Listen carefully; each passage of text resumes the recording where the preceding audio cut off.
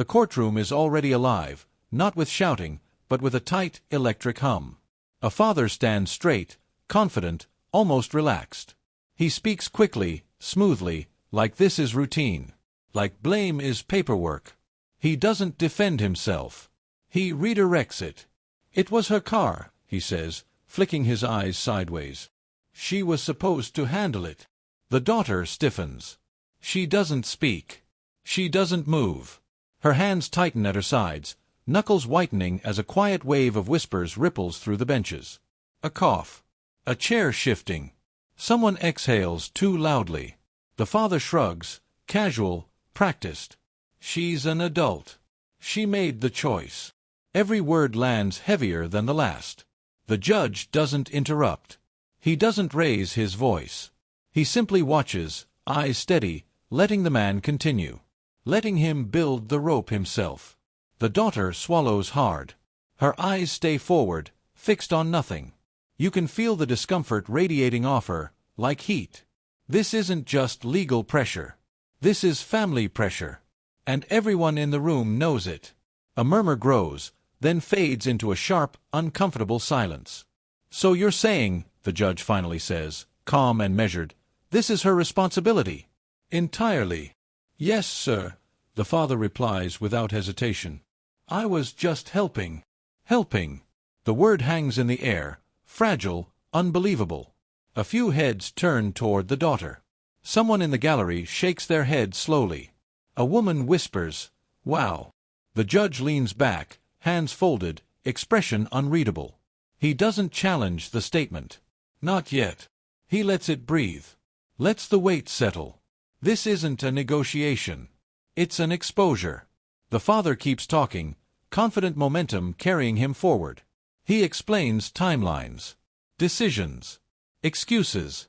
Each sentence pushes the blame further away from himself, like a shield. The daughter's face tightens. Her jaw trembles, just for a second. Then stillness again. The room feels smaller now. Heavier. Have you ever watched someone throw another person under the bus to save themselves?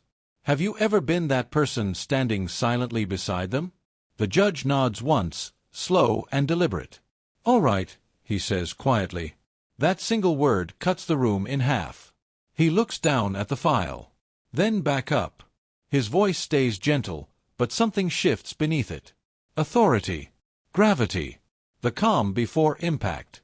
The father finally stops talking. Silence stretches. No papers rustle. No one coughs. The judge lifts his eyes, not to the man this time, but to the daughter. And in that moment, the courtroom understands something the father doesn't yet. This case isn't about traffic violations. It's about responsibility. And the reckoning has only just begun.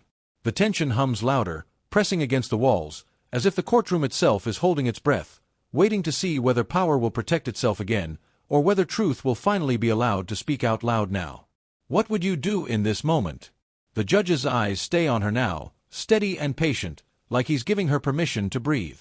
She shifts her weight, shoulders tight, hands clasped so hard her fingers shake. The room waits. "Go ahead," he says softly. "Take your time." She nods, barely. Her voice comes out quiet, controlled, practiced by years of careful speaking. I was using the car that day," she begins, eyes dropping. "My dad asked me to handle some things. I thought I was helping." A murmur moves through the courtroom. Someone leans forward. Someone else whispers, "She's protecting him." She continues anyway. "I didn't realize the registration had lapsed. That's on me." She pauses, swallows. "I should have checked." The father straightens slightly, relief flickering across his face. He doesn't say thank you. He doesn't look at her. The judge notices. Everyone does. "You're saying," the judge replies gently, "that even though the vehicle isn't yours, you're taking responsibility." "Yes, sir," she answers quickly. Too quickly. "He works a lot. I didn't want this to fall back on him." That's when the silence hits. Thick. Respectful. Heavy. Have you ever watched someone carry a weight that doesn't belong to them, just to keep someone else standing? Her voice wavers now. "I didn't think it would turn into this." The judge leans forward, hands folded, eyes kind but sharp. "You understand something important," he says. "Responsibility matters. But so does honesty." Her head lifts slightly. Hope. Fear. Both. The courtroom breathes with her. He looks down at the paperwork, then back up. "How old are you?" 21. A few gasps ripple through the benches. "Young." "Too young to be standing here alone. And you're trying to protect your father," the judge says, not accusing. Observing. She nods again. A tear escapes despite her effort to hold it back. She wipes it away quickly, embarrassed. The judge lets the moment live. He doesn't rush it. He lets everyone feel it.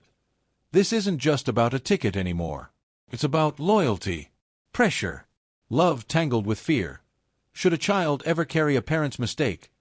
The judge turns his gaze briefly to the father. Just long enough. The power in the room shifts. The balance tilts. He turns back to her. "You've shown maturity," he says. "More than most adults who stand here." Her shoulders drop an inch, like she's allowed to breathe. But the judge isn't finished. The lesson is forming. The reckoning is close. And everyone in the courtroom knows the next words will change everything. The shift is subtle, but everyone feels it. The judge straightens a folder, lifts his eyes, and the room tightens. This is no longer storytelling. This is examination. "You said you weren't aware the registration had expired," he says calmly. "When was the last time you personally renewed it?" The father hesitates. "Just a beat too long. I don't recall the exact date." A ripple moves through the gallery. Someone exhales sharply. "You don't recall," the judge repeats. "But you recall lending the car." "Yes, sir." "So you remember the favor," he says, voice even, "but not the responsibility attached to it." Silence. Thick. Uncomfortable. The father shifts his stance. His shoulders rise defensively. "Like I said, she usually handles those things." The judge nods once, then turns a page. Paper sounds loud in a quiet room. "According to this," he says, "the notice was mailed to your address. Signed for 2 months ago." A whisper cuts through the benches. "Oh." The father's jaw tightens. "I get a lot of mail." "Of course," the judge replies. No sarcasm. Just patience. "But you opened it." "I don't remember opening that one." The judge looks up slowly. "Earlier, you said you read all official notices." A pause. "The kind that stretches. The kind that makes people lean forward." The father clears his throat. "Most of them." That word lands wrong. "Have you seen this before? The story changing inch by inch?" The judge doesn't pounce. He waits. Lets the contradiction echo. "So help me understand," he says. "You didn't know it was expired, but you read the notices. You weren't responsible, but it's your address. Which part am I supposed to accept?" Murmurs rise. A bailiff glances over. The daughter lowers her head. The father's confidence cracks. His voice sharpens. "I'm not trying to dodge anything here." The judge meets his eyes. "Then don't." Another page flips. "The officer noted you were present during the stop." Gasps.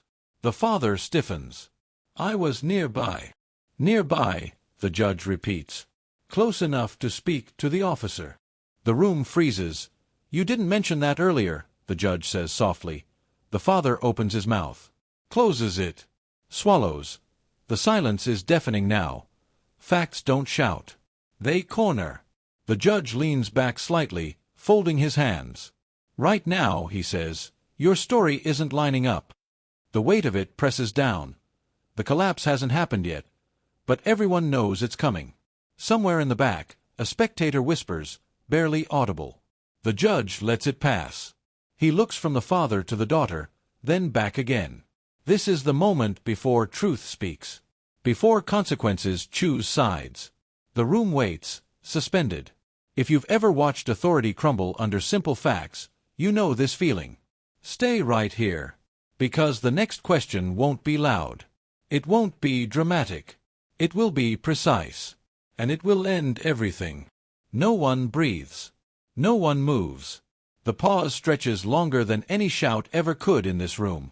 The judge doesn't raise his voice. He doesn't need to. He lifts a document, and the room leans in like it knows what's coming. "This is the citation," he says evenly. "Issued at 4:12 p.m. It lists the registered owner. It lists the driver. And it lists the acknowledgement." Paper slides across the bench. The sound feels sharp. The father steps forward, quick. "But that doesn't mean—" The judge raises one finger. "Not aggressive. Final. Let me finish." The room freezes. He continues, calm as stone. "The officer marked the driver as your daughter." "Correct." The daughter nods once. "Barely visible. And the acknowledgement?" The judge taps the page. "That's your signature." A gasp escapes the gallery. Someone whispers, "He signed it."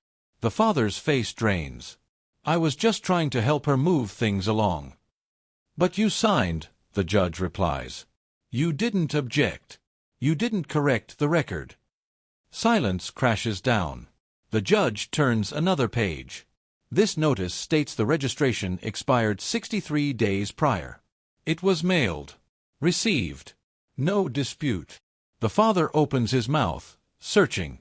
"I thought—" The judge doesn't look up. "Thought isn't evidence." A murmur spreads, then dies. He looks up now, eyes steady. Facts don't care about explanations after the fact. The daughter stands motionless. Her silence presses harder than any argument. "You had the opportunity to address this," the judge continues. "Instead, you allowed your daughter to stand here carrying it." The father swallows. His confidence is gone. Shoulders slumped. Voice smaller. "I didn't mean for it to go this far." The judge nods slowly. Intent doesn't erase impact. That lands. Hard that he gathers the documents neatly. The record is clear. Who drove? Who owned? Who signed? There's no confusion left. A shared realization ripples through the room. Eyebrows lift. Heads shake. The truth has locked into place. The judge turns his attention briefly to the daughter. His voice softens, but the authority remains. "You've been quiet, but your actions speak loudly." She looks up, eyes glossy. Relief mixes with fear. Then the judge looks back at the father. Accountability isn't optional. It's not transferable. No one speaks. Even the air feels still. The judge pauses. Just long enough for the weight to settle. This is the line. Drawn clean. Undeniable. The father stares at the floor. The daughter exhales for the first time. And everyone in that courtroom knows the next moment won't be about evidence anymore. It will be about consequence. The judge doesn't move for a moment. He lets the silence do the work.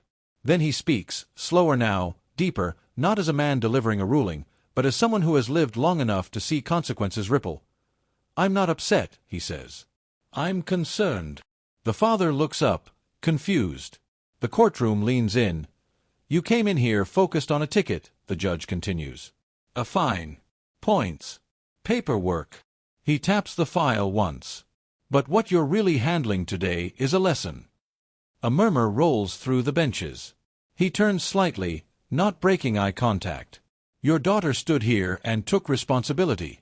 Not because she had to. Because she felt she should." The daughter's breath catches. "That tells me something about her," he says. "It also tells me something about what she's been taught."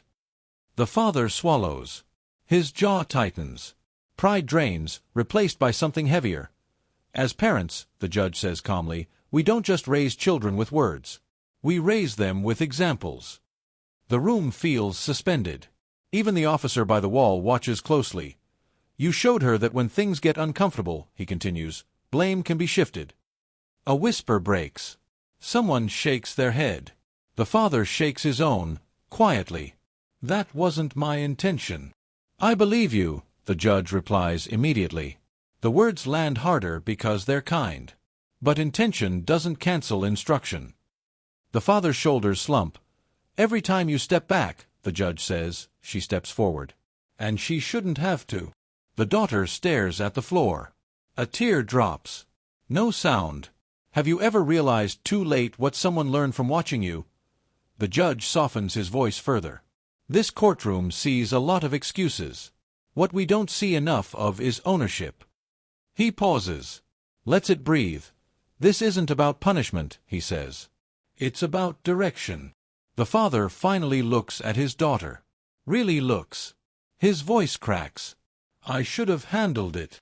A collective inhale fills the room. The judge nods once. That's the first honest thing you've said today. No judgment. Just truth. What lesson lasts longer than a fine? The judge asks quietly, almost to the room itself. Silence answers. He straightens the papers, measured. What happens next will matter. Not because of the law. He looks at the daughter again. But because she's watching.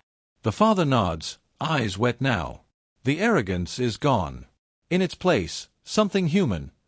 The courtroom doesn't erupt. It doesn't whisper. It listens. And in that stillness, everyone understands this moment will follow them long after the ticket is forgotten. This is the moment that changes a family.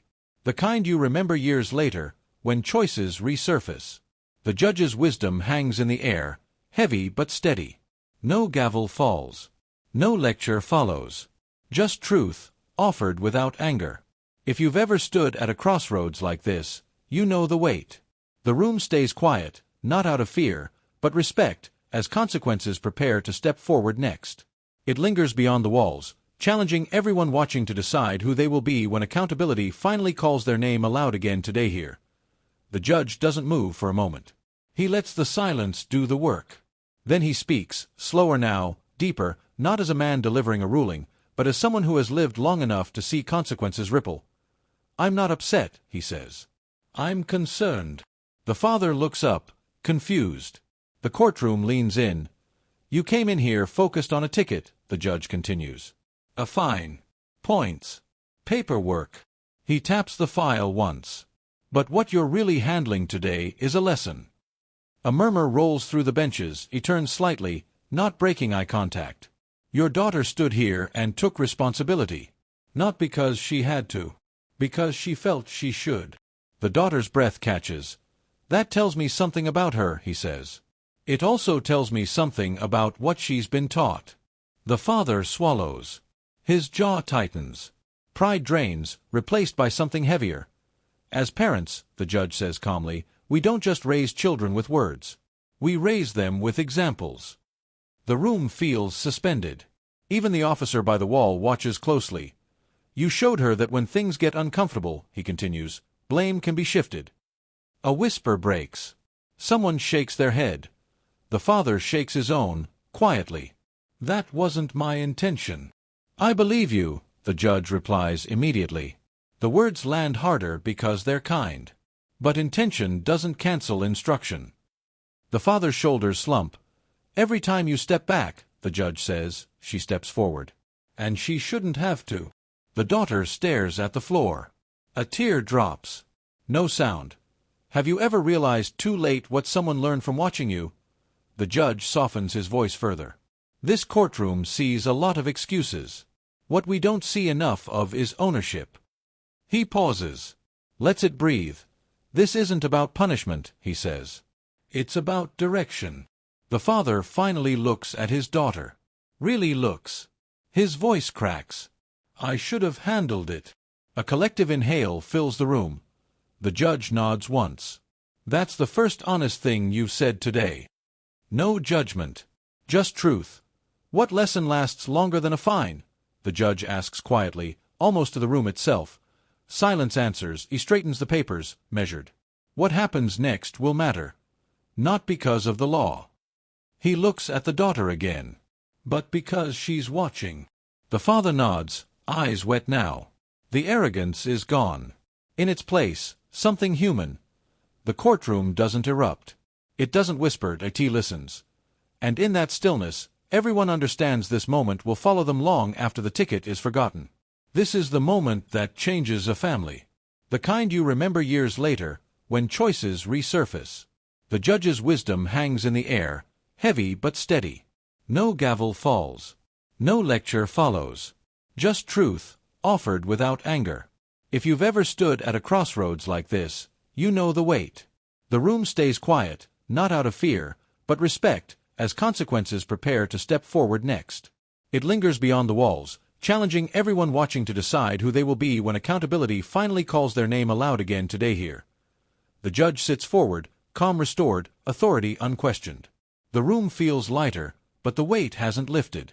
It has simply found its place. "I'm going to make a decision now," he says, voice steady. No drama. No flourish. Just purpose. The father nods immediately. No argument. No hesitation. The registration violation is valid, the judge continues. That responsibility falls on the registered owner. A murmur moves through the benches, then stillness. "You signed the acknowledgement," he adds. "You accepted that responsibility in the moment. Today, you accept it fully." The father answers quietly. "Yes, sir." The daughter exhales. It's not relief alone. It's release. The fine will stand, the judge says. Reduced, but not erased. Accountability matters. He pauses, letting the words settle. Not because the system demands it, he continues, but because avoiding responsibility teaches the wrong lesson. He looks directly at the father. This isn't punishment. It's correction. The father nods again, eyes wet. "I understand." A soft gasp ripples. Someone whispers approval. The judge turns slightly toward the daughter. "You did something difficult today," he says. "You stood with honesty, even when it was uncomfortable." Her chin trembles. She nods, proud and overwhelmed. The judge's voice stays calm, but it carries. Justice isn't about winning. It's about learning. Have you ever seen consequences handled this way? He gathers the papers, precise. You'll pay the fine. You'll handle the registration. And you'll leave here having shown your daughter what responsibility looks like when it matters. The father straightens. "I won't forget this." The judge meets his eyes. Good. The courtroom doesn't erupt. It doesn't cheer. It exhales together. Law enforced. Humanity intact. The judge adds one final thought, measured. If more people took responsibility before being forced to, courtrooms would be quieter places. The father nods once more. The lesson has landed. The daughter glances at him, a small, hopeful smile breaking through the tension. Justice, today, wasn't loud. It was fair. And that's why moments like this resonate far beyond these walls. People watching understand why this courtroom feels different. Authority isn't used to crush. It's used to guide. If you've ever wondered what justice should feel like, this is it. Firm enough to stand, gentle enough to teach, strong enough to last. If you believe no one is above the law, and everyone deserves the chance to learn from it, this is the kind of justice worth standing behind. The judge closes the file gently. The case ends, but the purpose doesn't. It follows them out the door, into choices yet to come, where accountability will matter again, long after this courtroom fades from view. The benches remain quiet as people exchange looks, not excitement but understanding. This wasn't spectacle. It was guidance delivered with restraint, the kind that stays with you, shaping decisions long after the echo of the judge's voice fades into tomorrow forward. The judge closes the file with a quiet finality. No gavel. No speech. Just a pause that lets everything sink in. "Before you go," he says, voice gentle, "remember this." The father stops. The daughter turns. Responsibility isn't about avoiding consequences, the judge continues. It's about showing integrity when someone else is watching. The room goes still. Those words land deeper than any ruling. The father nods, eyes lowered. "Thank you," he says softly. "Not for mercy. For clarity." The judge meets his gaze. "Make it mean something." They step back from the bench together. The tension that carried them in doesn't follow. Something lighter replaces it. The daughter exhales as they reach the aisle. Her shoulders straighten. There's pride there now. Earned. People in the gallery exchange looks. No applause. Just understanding. Have you ever walked out of a moment changed without realizing it yet? At the door, the father pauses, turns, and nods once more. The judge returns it, calm and complete. That's it. The case is over. But the lesson doesn't stay seated. It moves with them into the hallway, into the car, into the next choice waiting down the road.